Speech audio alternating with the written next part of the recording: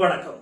முன்னாள் துணைத் தலைவரான ஜெகதீப் தன்கர் அமலாக்கத்துறை நோட்டீஸ் வரும் என்ற அச்சுறுத்தலின் காரணமாக ராஜினாமா செய்தார் என்று கூறும் தனது அன்லைக்லி பாரடைஸ் புத்தகத்தின் ஆங்கில பதிப்பை சிவசேனா தலைவர் சஞ்சய் ராவத் வெளியிடவுள்ளார்.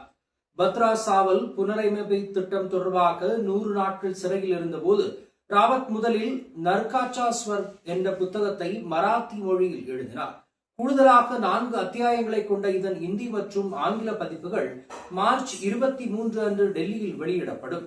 காங்கிரஸ் தலைவர் ராகுல் காந்தி இந்த புத்தக வெளியீட்டு விழாவில் கலந்து கொள்வார் என எதிர்பார்க்கப்படுகிறது.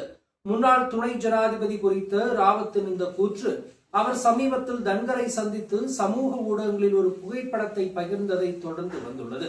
தனக்கும் தன்கருக்கும் நெருங்கிய பிணைப்பு இருப்பதாக அவர் பல சந்தர்ப்பங்களில் கூறியிருந்தார்.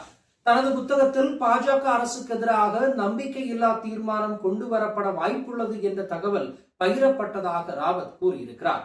தன்கர் நடவடிக்கை எடுக்க மறுத்துவிட்டார். பின்னர் அவரது பழைய சொத்து வங்கி கோப்பு திறக்கப்பட்டு அந்த சொத்தின் மூலம் கிடைத்த பணம் அமெரிக்காவிற்கு அனுப்பப்பட்டதால் அவர் மீது அமலாக்கத்துறை வழக்கு பதிவு செய்யப்படும் என்று அவரிடம் கூறப்பட்டது.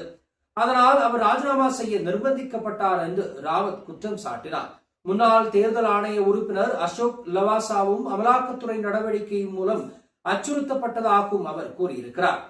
காங்கிரஸ் ஆட்சி காலத்தில் பயங்கரவாதி அஜ்மல் கசாப் சிறையில் இருந்தபோது அவருக்கு பிரியாணி வழங்கப்பட்டது என்ற சர்ச்சைக்குரிய அறிக்கையின் காரணமாகவே பாஜக தலைவரும் மூத்த ஆலோசகருமான உஜ்வல் நிகாமுக்கு மாநிலங்களவை இடம் கிடைத்தது என்று ராவத் மேலும் கூறினார்.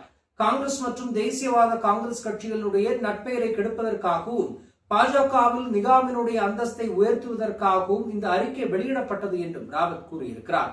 அதற்கு பரிசாக அவருக்கு மக்களவைக்கும் மாநிலங்களவைக்கும் பாஜக சார்பில் போட்டியிட வாய்ப்பு வழங்கப்பட்டது என்றும் ராவத் தனது புத்தகத்தில் குறிப்பிட்டிருக்கிறார். இதன் மூலம் நடக்கப் போகின்ற அரசியல் பிரச்சனைகள் என்ன என்பதை பொறுத்திருந்து பார்ப்போம். மற்றொரு சந்திப்போம். நன்றி, வணக்கம்.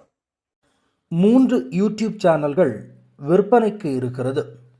தேவைப்படுபவர்கள் இந்த எண்ணுக்கு அணுகவும்.